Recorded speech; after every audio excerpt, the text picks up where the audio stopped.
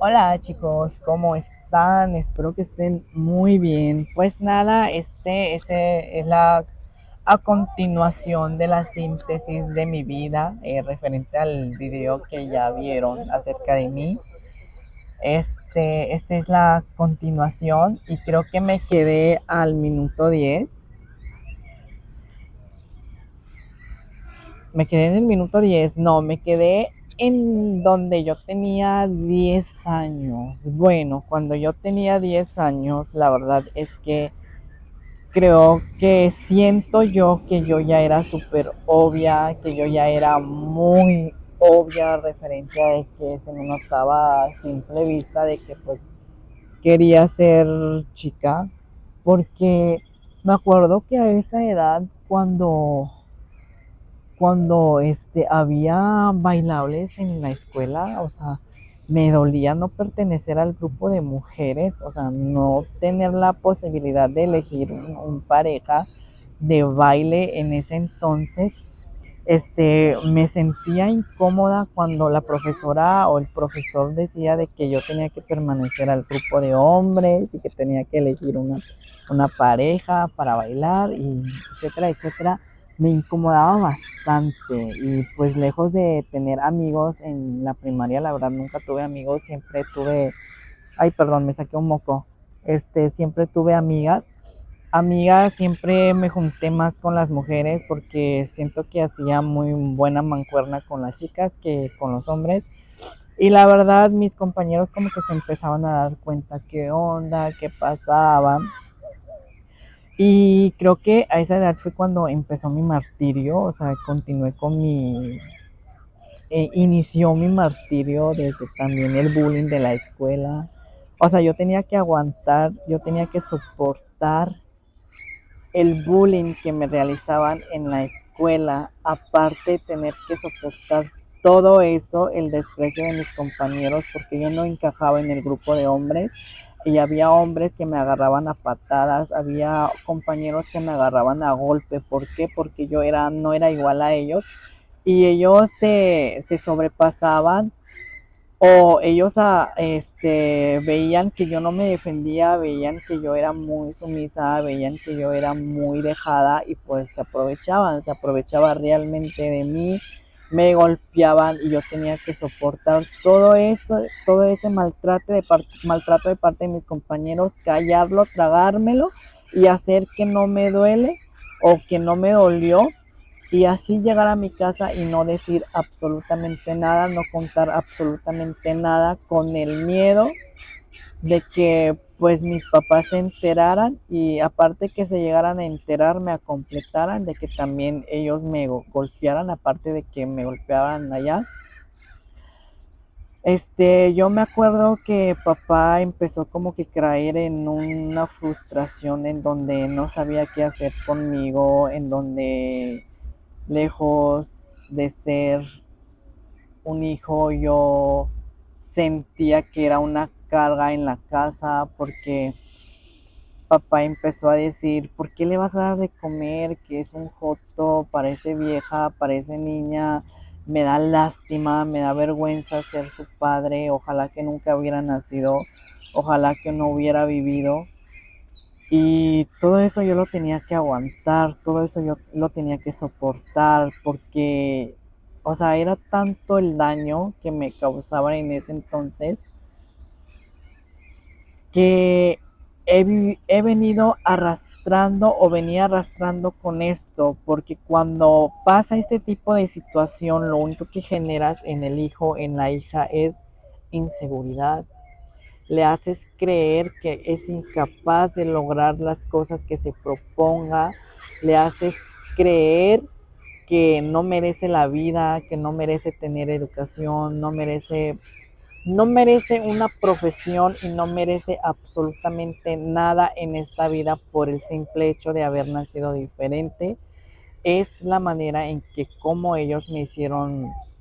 pues sentir así, o sea, generaron en mí desconfianza en mí misma, generaron en mí impotencia, generaron en mí odio, generaron en mí y sembraron en mí el que no creera en mí. porque siento yo, considero yo que cuando una persona no cree en sí mismo,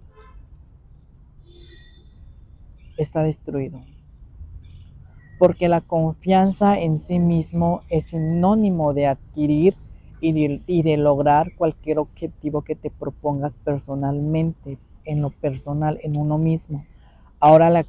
lo creo y ahora lo sé a esta edad, pero en ese entonces generaban en mí inseguridad, sembraban en mí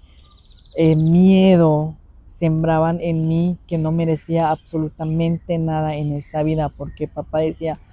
no, ¿por qué le vas a dar de comer? Me acuerdo que cuando era hora de comida y que se iban a sentar todos en la mesa con mis hermanos, mi familia, mis papás, todo eso,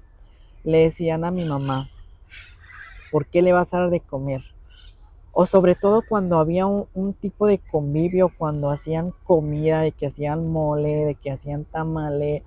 o algo que era una comida tradicional en el pueblo, algo importante. O el simple hecho de que ese día tocó comer carne porque no todos los días se comía carne porque no alcanzaba a comer carne diariamente, o sea, había días que se comía frijoles, huevitos, arroz o puras enchiladas o puras enfrijoladas, pero el día que se llegaba a comer carne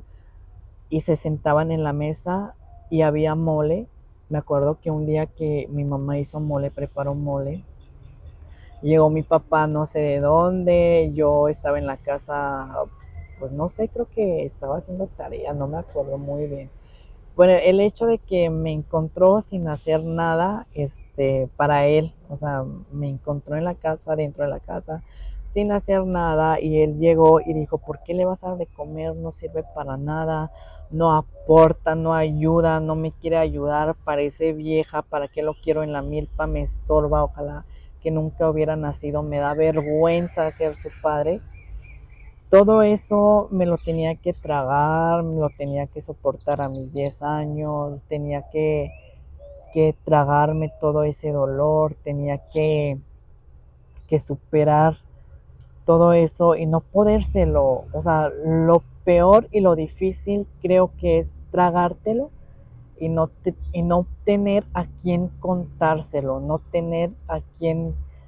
tenerle la confianza y decirle, me pasa esto y esto y esto en mi casa, porque ni con mis amigas con las que me juntaba en la escuela les podía yo contar lo que me pasaba